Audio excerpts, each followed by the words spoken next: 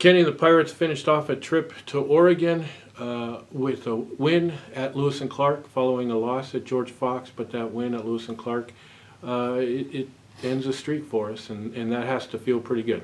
No, it's definitely great. I'm just really proud of the group's resilience bouncing back off of, really a tough kind of middle stretch of that game on Friday night at Fox, where got off to a good start and did some things that we had planned, and then just really kind of lost our discipline and lost our way a little bit as far as fouls went. When you send a team to the line that many times and you're giving up offensive rebounds and just really, kind of revisiting that turnover bug a little bit, that just made it really, really challenging in a game where, they're a stout defensive group with how they, keep the ball in front with all of the switching, and defensively for us it presents a challenge with just a multitude of post-ups. They're going to kind of got to find and try to maximize that mismatch, but, then quick turnaround to Saturday, which is really nice, especially on the road, so you can get back a little earlier. But it was really, I think positive for us just when you see shots go down early. Obviously, we kind of had that little bit of a lull, but we had bought ourselves a little bit of leeway with kind of that, I think it was, up to 14 in the first quarter, but,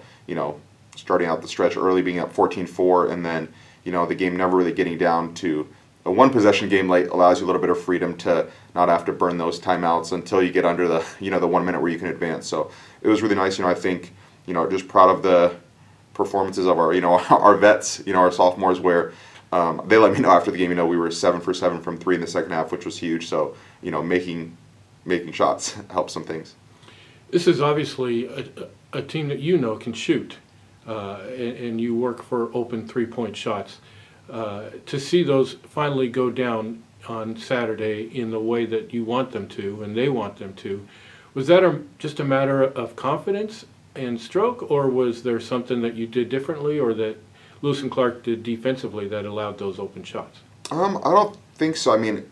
Going back to even probably later on in our non-conference in December, we had tried to implement just some more driving of the ball just to try to, because of, that we weren't shooting the ball great. It's like, okay, well, let's just kind of stop doing that as much. So we kind of geared things towards driving. But if you're not going to be a threat to shoot the ball from their perimeter as a team, teams can really just kind of predetermine.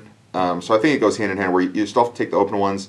And then, our turnover numbers still weren't great, especially in that kind of third quarter when things got a little messy and they picked up their pressure late in the game. But I think, relating back to the three-point success and volume, we've just tried to continue to rep it out in practice, and just really, really trust it. At times when you're not making shots as a team or as an individual, there can be a bit of a identity crisis, like, well, do we just completely shift what we're doing? But really just kind of, I hope, a little bit of validation and trust for all the work that our players have been putting in, day in, day out, that, even though they haven't been falling, that doesn't mean they're not going to. So hopefully being able to see that, in no way, shape, or form is that going to make us, 3 happy, but now it's something where you can't expect to shoot, 60% from 3 all the time. But if you're still getting those high quality of looks, maybe that 11 of 18 is a, 6 or 7 of 18, that's still a solid clip. So hopefully we can continue that going forward against, teams that will present some open looks, but also will be challenging this coming weekend.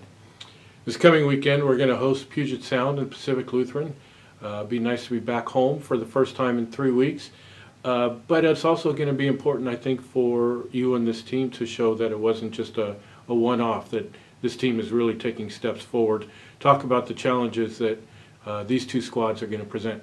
Yeah, established programs as far as knowing what they're going to do and bring to the table. PLU is typically driven by their guards in a heavy offensive system. Talking about Saturday's game first, that's based on a lot of cutting, and I think they have some new players that provide a inside presence, so that'll be key for us to have the quick turnaround from Friday to Saturday. And then Friday, we know UPS has kind of been their same tried and true formula as far as a ton of spacing in the half court, a lot of driving, something different. Over the past 3 or 4 years, they're led by a post, I would say, where obviously their guards kind of dictate the tempo and how fast they're going to play, and if they're going to shoot threes or how they're going to play that way. But a lot of ball screens trying to get into their post, which I think, even kind of going back to what we saw this past weekend, when we're able to put our size out there for 30 plus minutes just because matchups work out well, that's actually a strength for us as well. So I'm excited to see, how well we're able to match up with that. It's going to come down to taking care of the ball. We haven't really faced much pressure in the way they bring it, so that'll be our first exposure to that. But it's nice, like you said, kind of being home and be able to have a full week of prep, get ready for those games this weekend.